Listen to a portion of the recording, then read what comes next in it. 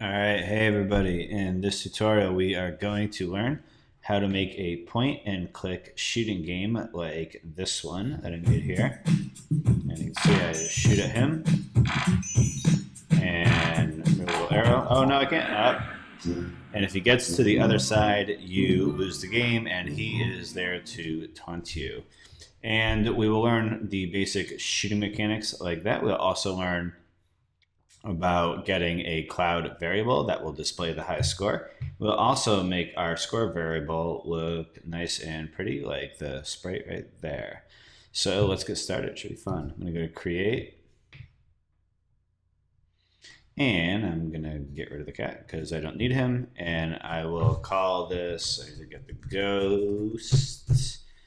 And I'll pick out a sprite first. So I'm going to go to new sprite. And which one will I do? The air, no, ballerina would not be good. Bear, how about beetle? Do beetle. And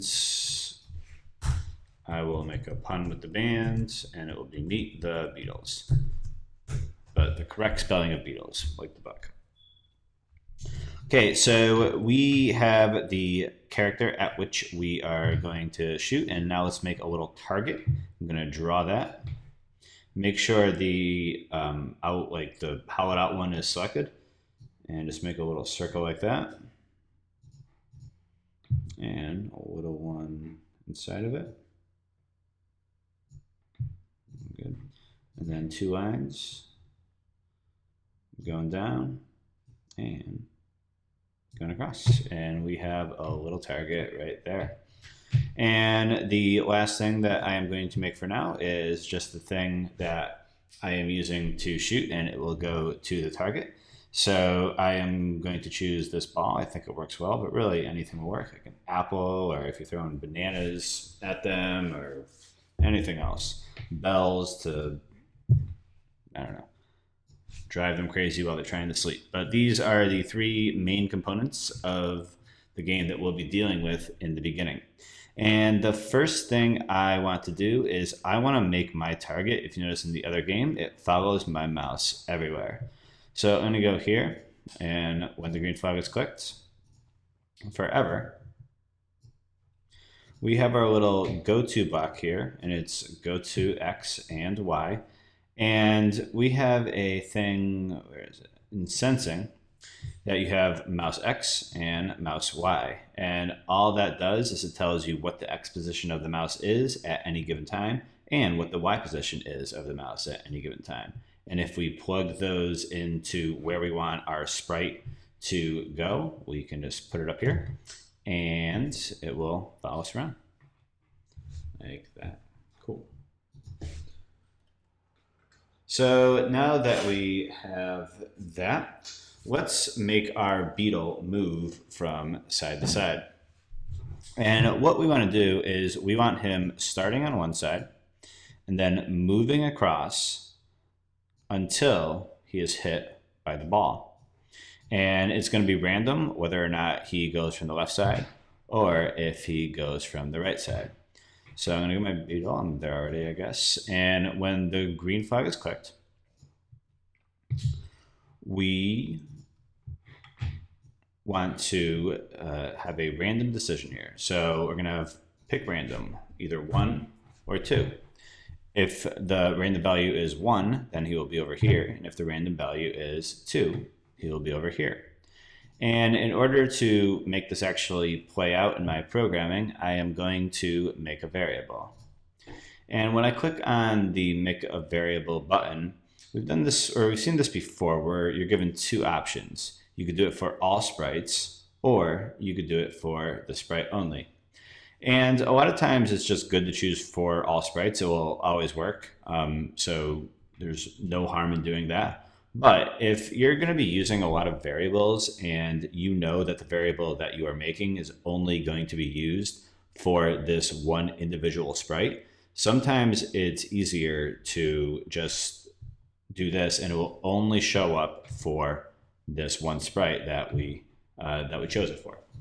So I am going to do it for this one. We're not going to have a ton of variables in this game, but just to kind of show you how it works, we'll do this nice local variable. and variable name will be side. And you can see up here, it says beetle, and that's referring to the fact that it's only a variable for the beetle. If we go over here to the other sprites, you cannot see it. It's not there anymore. Okay. So I am going to pick random. I'm going to set side to either 1 or 2. I have an if-then statement where if side, if it is 1, if it is the left side,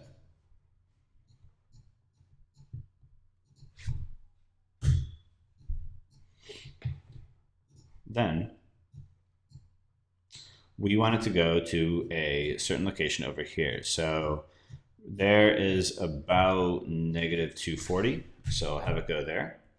And we want it to pick a random spot on the y-axis over here. So that will be about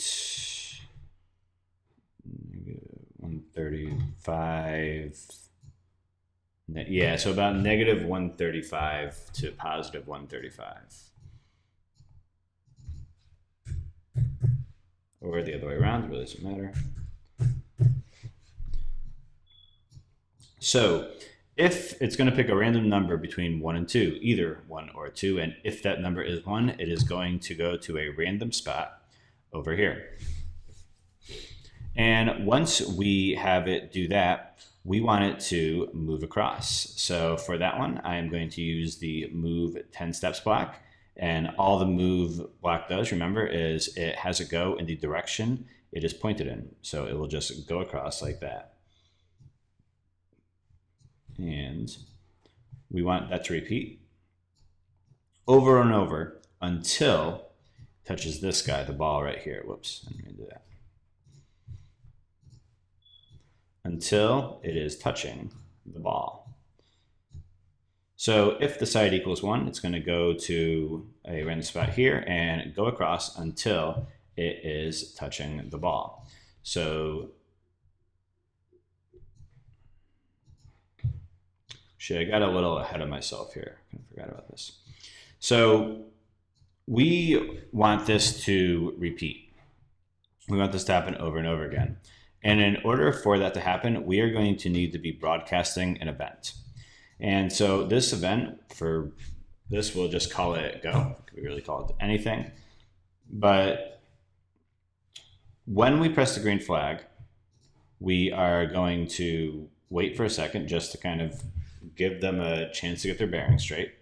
We are going to hide the bug because we don't want it to be there. And then we are going to broadcast go. And when I receive go, we want to pick that. We want to pick which side it's going to be on, and then we will check this out here.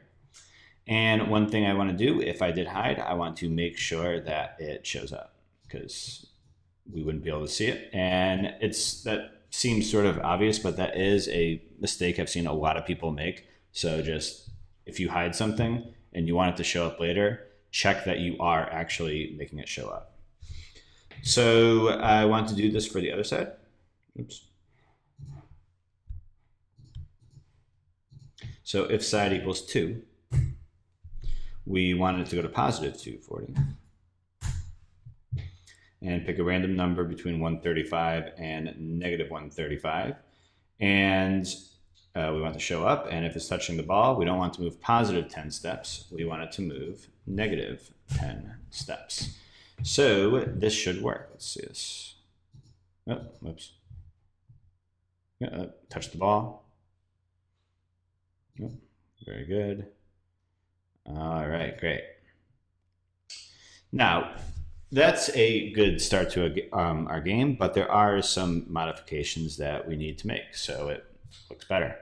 The first one is you could see that if it was going left, the beetle was flying backwards, which I'm not an expert on beetles. I don't know if that's how they fly, but in my game, that is not how these beetles are going to fly. They are going to fly face forward. So we need to Control-click duplicate. And if we go over here, we can just flip them around like that. Now, if we go back to scripts, we have 2 costumes now. If he's going right, we want him to be in costume 1. And if he's going the other way, we want him to be in costume 2.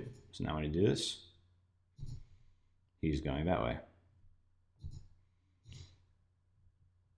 Boom. Perfect. And another thing we want to do is right now he's moving 10 steps, and that's all fine and good. But I want this game to get progressively more difficult as the game goes on, so that people are challenged and they don't just hit some skill level and they can get to level 1,000,000. So we need to make our steps a variable.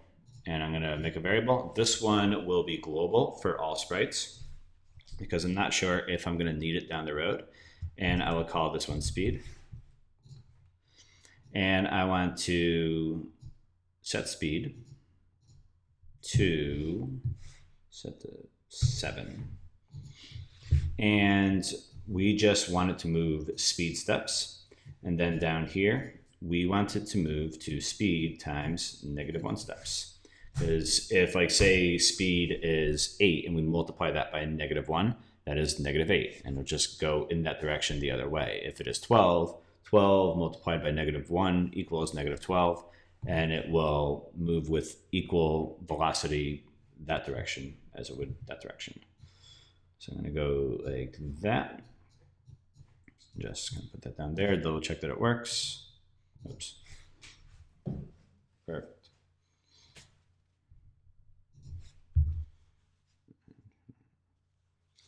Okay, great. So now that we have that, let's actually make our shooting effect. And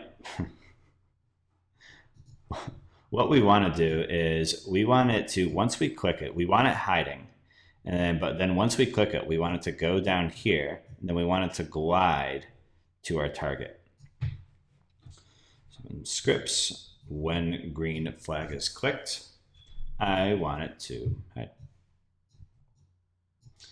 And now, if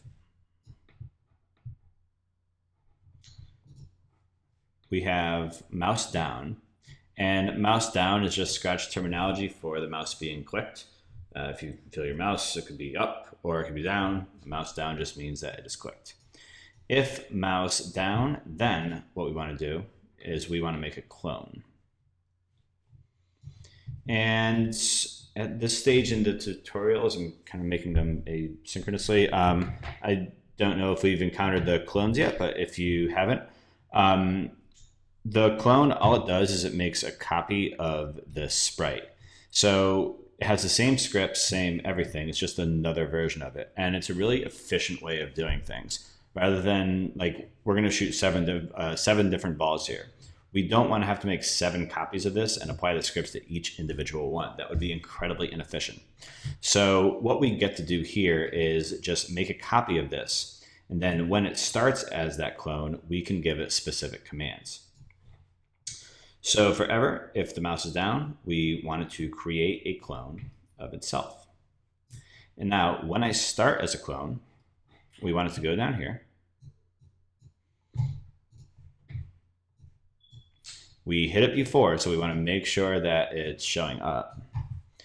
And then we just want it to glide to wherever the target is. So we will do mouse X and mouse Y again.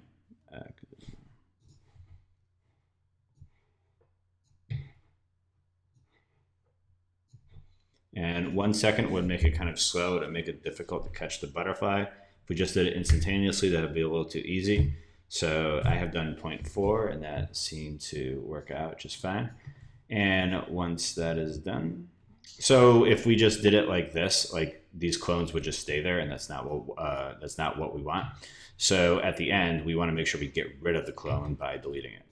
So if I do that, boom, boom, boom, we could shoot like that. Now, we have a problem, and that's if I go like this, I could just make an impenetrable wall of yellow laser balls here that are coming from my gun,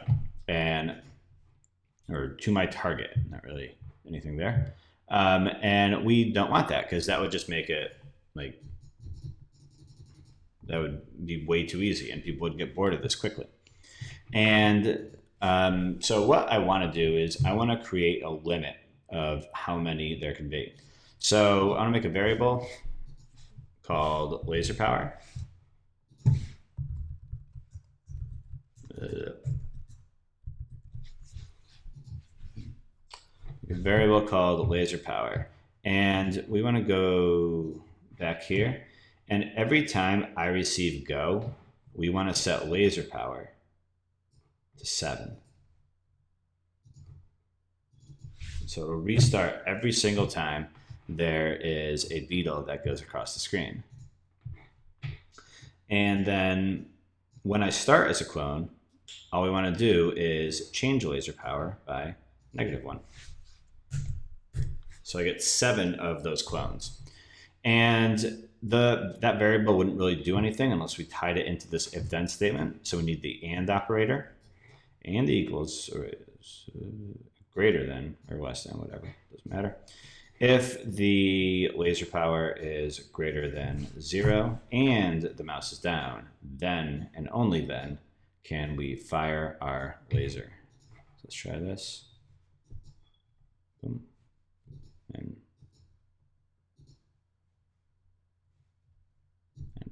yeah, see, I can't do it anymore after that. Cool.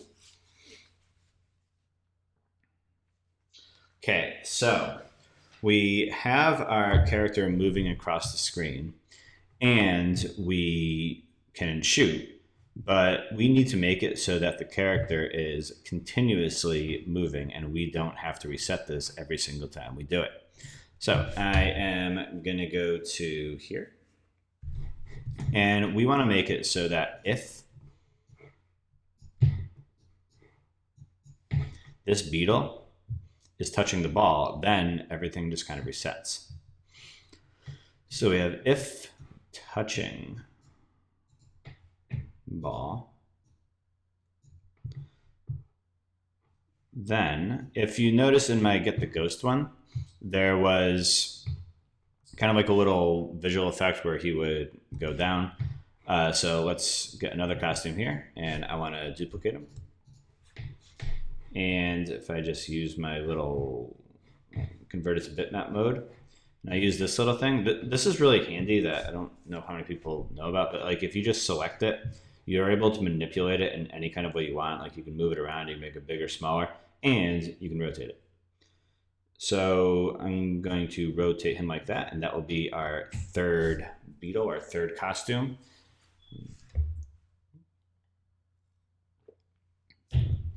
So third beetle would, I don't know, George Harrison, I guess. Sorry to his legions of fans. And if touching ball, then we want to switch the costume to Beetle 3. I guess being the third beetle really isn't that bad of a fate. Many people have had worse. If touching ball, then switch costume to Beetle 3. And what are we going to do here? And then we want to repeat until it is below a certain level. So below, let's say, -170.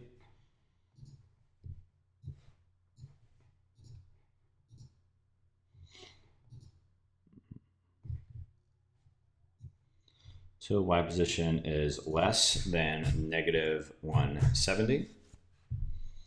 We just want to change Y by -10.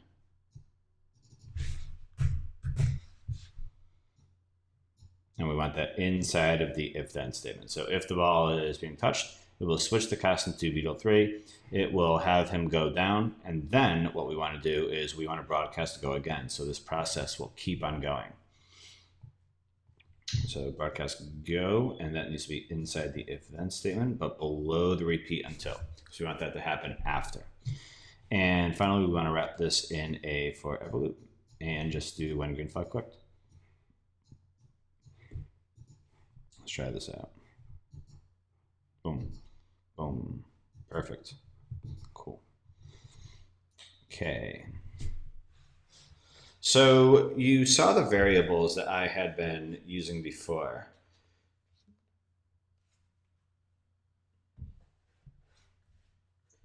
And we like that just looks a lot better for like these variables, like they're very useful and everything, but they really don't look very good.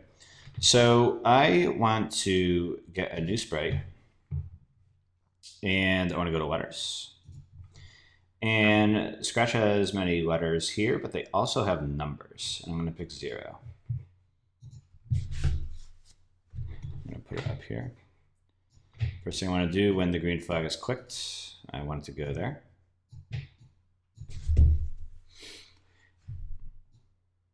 And now if I go to costumes and I choose them from the library, go to letters. Let's go main. All right. And if you hold down shift, like you can't just do it and they all get selected, but if you hold down shift, you could individually select them. Like that. And now we have all of these numbers right here. And we want to move 0 down here. I'll explain why in 1 second. First, I just want to get it down to the very end. And in addition to having names, all these sprite costumes have numbers too.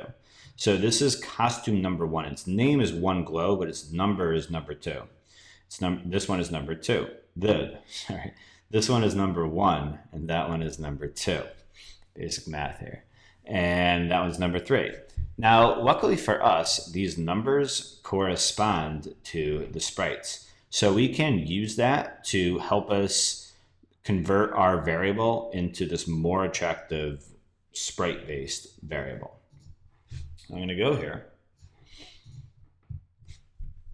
And I need to make a new variable called score.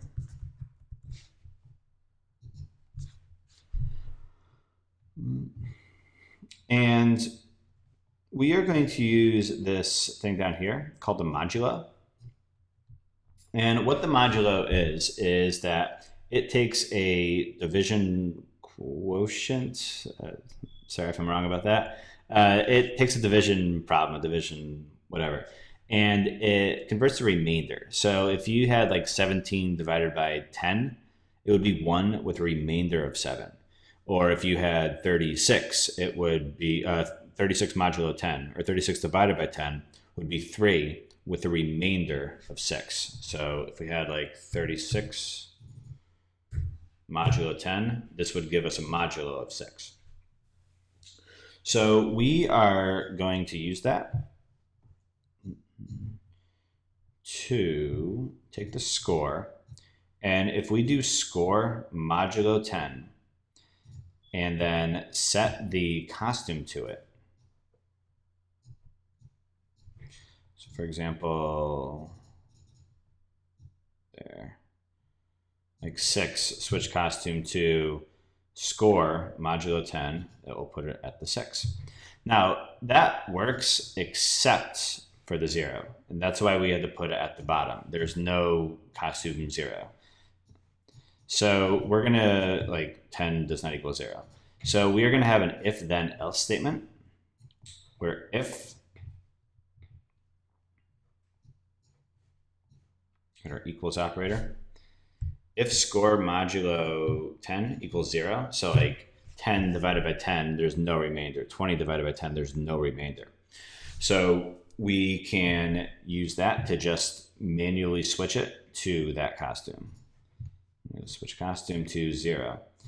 If that is not the case, we want to switch the costume to score modulo 10. And I want to wrap that in forever loop because we always want that happening. And one thing I did not do is we never actually changed the score. So let's go down here. Every time that I receive go, actually every time that it's touching the ball, let's change the score. So if it is touching the ball, we want to change score by 1 and then switch it to beetle. So let's try this. Yep. And that works. The only issue is that I never set the score to 0. So the beginning, set score to 0. Now, one more thing we messed up there is if you notice, like he doesn't hide. That's because he's hiding after the wait 1 second. So I'm going to put that there. So now he's going to hide and then it's going to wait 1 second. Cool. Boom. Boom. All right. And we can get rid of these now. So speed, score, beetle. We do not need to know the side. All right. So we have our ones digit. Now let's make our tens digit. And so I'm going to get a new sprite. And I am going to go to letters again.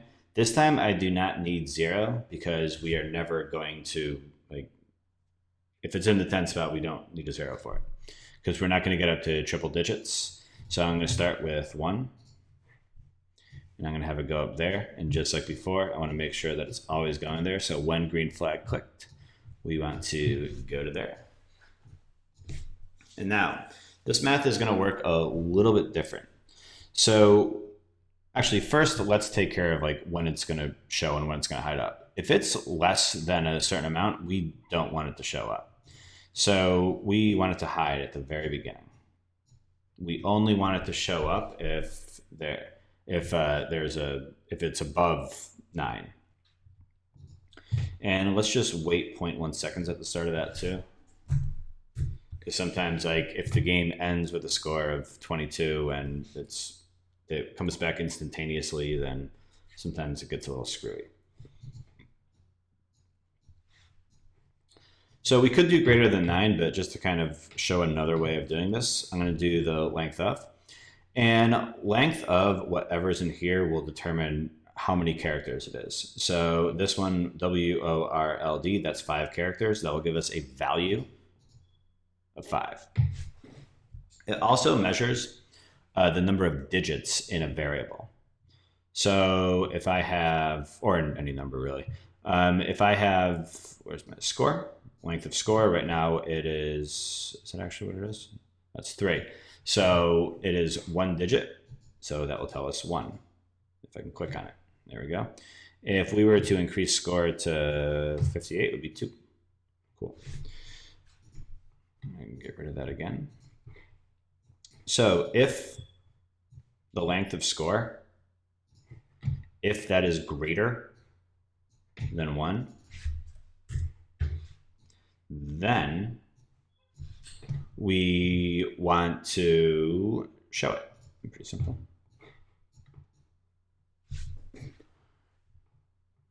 So if length of score is greater than 0, then we want it to show. And we want to figure out how we are going to actually display this. And the math is a little different. So let's say it is 26. We want to subtract 6 and then divide by 10. That will give us 2, which we never added the costumes, but costume 2 will be the costume. The costume 2 will be the sprite 2. This is a little tricky to say. Let's just add these right now because I forgot about it. Letters 2, 4, 5, 6, 7, 8, 9. All right, so if we have 58, we want to subtract 8, which gives us 50, then divide by 10, which gives us 5, and that will give us 5, costume number 5, and then the corresponding sprite. So I want to go back here, and I just want to take my score modulo 10. That's going to be the base of what we have. Where'd that go? Let's try that again. There we go. Score modulo 10. So like the score modulo 10 is 3, we want to subtract 3. If this score modulo, if it's 45, score modulo 10 is 5, we subtract 5. So I get my operators with subtract.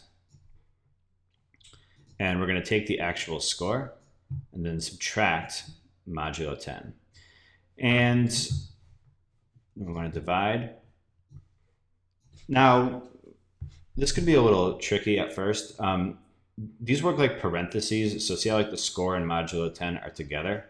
If we put them in, score modulo 10 will happen before score minus score.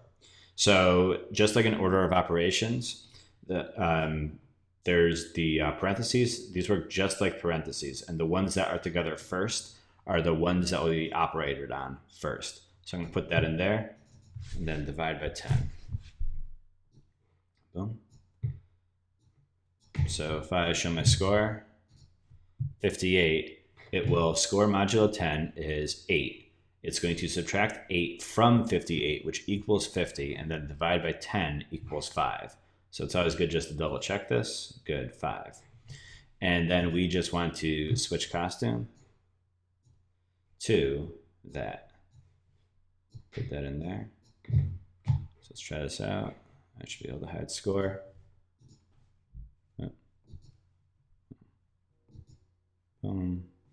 Let's see if I get double digits here. Be kind of embarrassing if I didn't. After all this time and effort.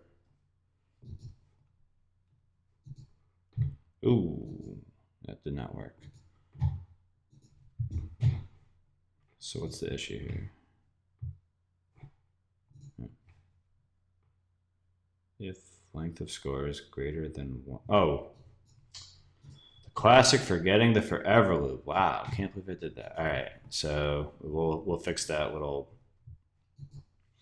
thing that went before after this. No. Ah. Whew. All right, perfect. Cool. All right, sweet.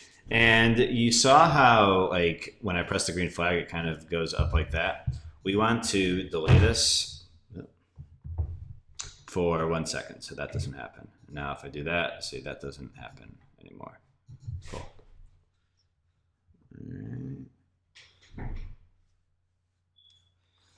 So we want to, if it gets to the other side, we just want to end the game. So a kind of common misconception would be that just we have if touching edge, then end the game. The only problem with that is that he is touching the edge right here. So instead of using if touching edge, we want to do just an x value greater than. So if the x value of this guy is greater than, what do we want? 240. Then we're going to make a new event, broadcast end.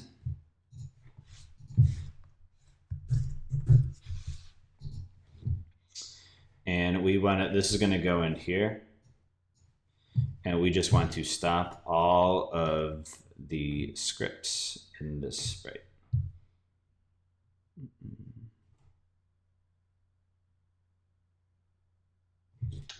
Actually, no, we don't need that. So let's just put that there. So if it's going from here to here, we want greater than 240, just duplicate it. And if it is less than, mix this up. Nope. All right, if it's coming from this side, we want it to be less than negative 240. We want to broadcast end. And if we receive the end,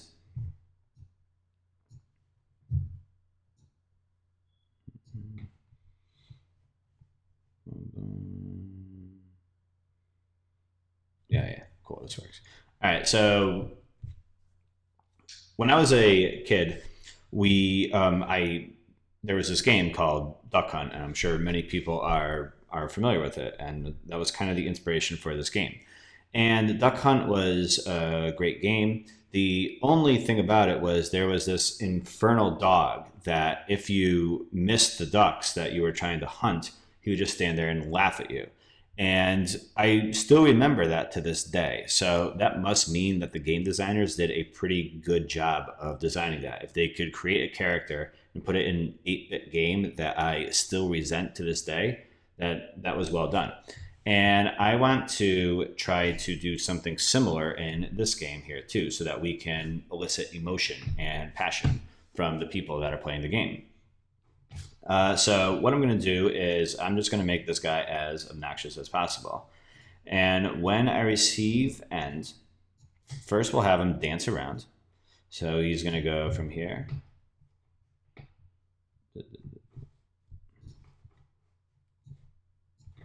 And then he'll go down there. and then over there, and he'll just do that forever.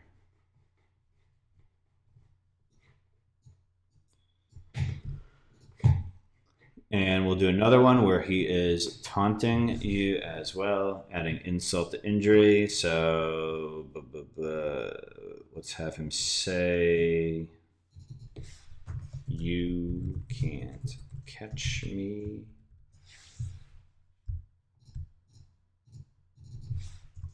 Nah. I want to get the amount of A's correct. Nah. Nah. There we go. Cool. All right. So, and I just want to put that there. So let's see if this works.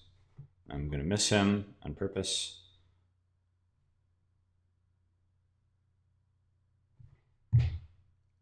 Something went wrong. Oh.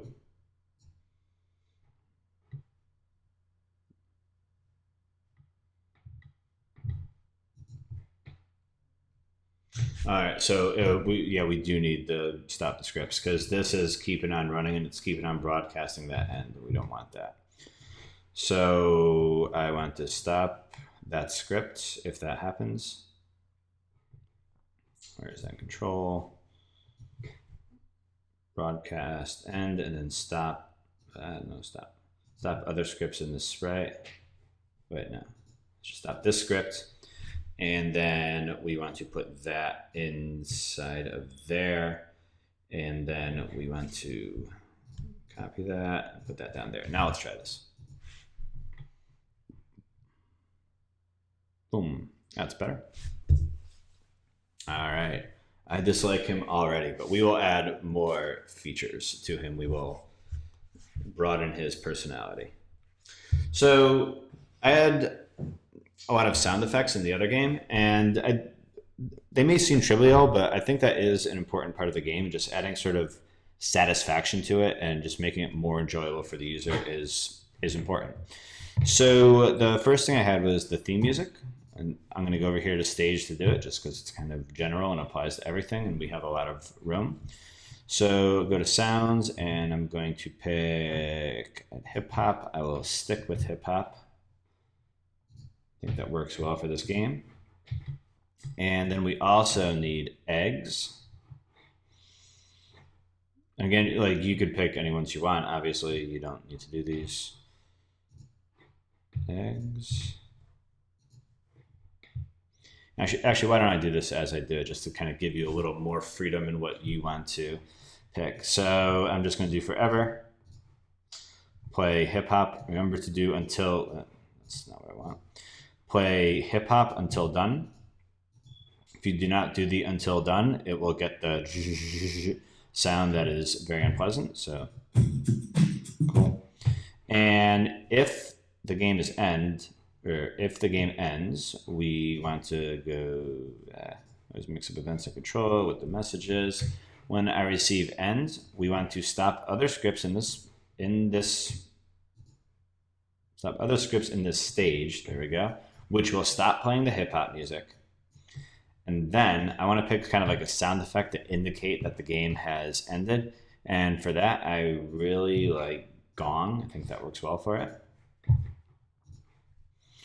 And so it's going to play the sound gong. I did that again. And I'm not going to do until done this time because I just want it to play and then have the other things happen after it plays. I am going to wait a second though before it starts the other song, and then forever it is going to play. Again, mixing up the purple and slightly less purple, whatever that color is. Oops. All right, play eggs. So let's see how this works.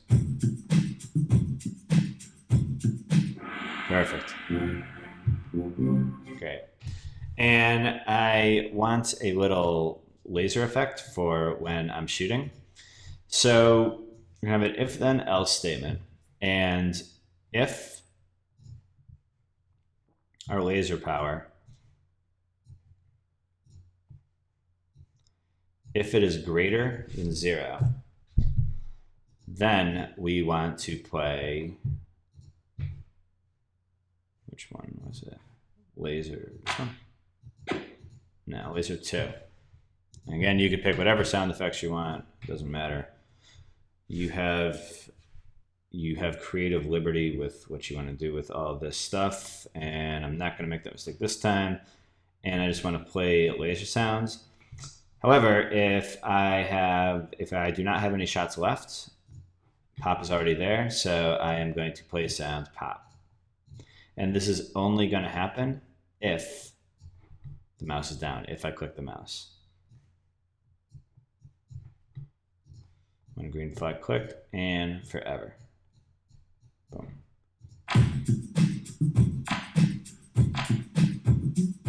Nothing. You can see. All right. And I also want to do it that if I try to shoot after, like, I don't get that satisfaction of even having the pop. I just want it to be more infuriating. So I'm going to go to sounds, and I am going to pick male laughing. I really just like how condescending that laugh is. And so when I receive end, I want to stop all this other stuff.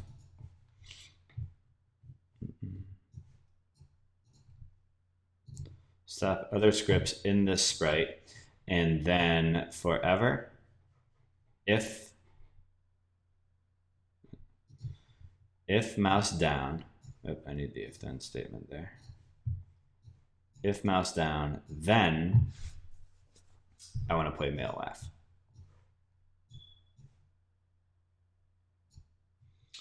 I'm missing, oh yeah. And then we also, we don't just want the target not to work anymore. So we need to just put that into that forever loop. I've tried doing it with other, when I receive end forever, go there, but that does not seem to work even with the wait blocks. I'm not sure why I had to put it all into one script. So now let's try this.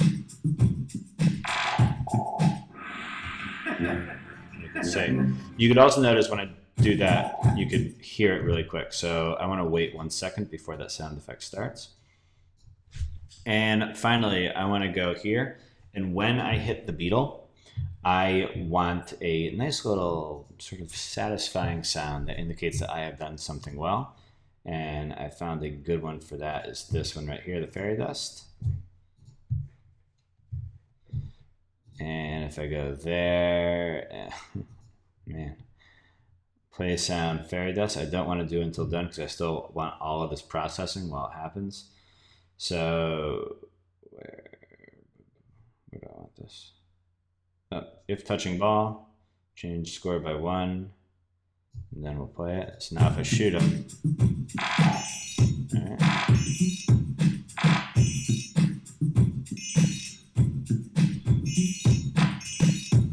Cool. And actually one thing I want to do first is get backdrops. This plain white background ain't gonna cut it. I'll pick the Atom Playground. I don't know why it's called the Atom Playground. So the beetles are infesting this playground that these unsuspecting children from this brick building are coming out to play in. It will be Beetle Mania. I really should have tried to work in more Beetle puns during this, I'm sorry.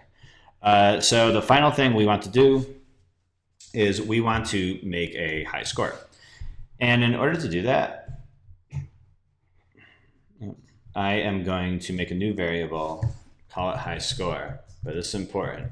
It's going to be a cloud variable. And they'll give you this information. And what the cloud variable does is it just stores whatever that value is across several users. So if I had a normal variable and I did this high score thing, like say you got 7, once you went away, it wouldn't be 7 anymore. It would just reset to whatever it is. So this will kind of keep track of how people do across various users, and it's just really good for high scores and other things you might use with it. There's a lot of creative manifestations of how to use this if you look further on Scratch. but we are just going to use it for its most basic purpose, and that is the high score. It's a pretty simple script. All we're going to have is if our score. If it is greater than the high score,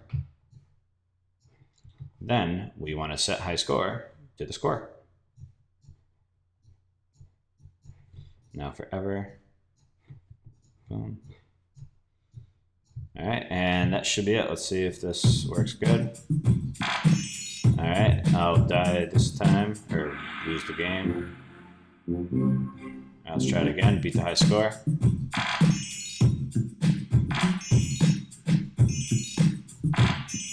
All right, let him go.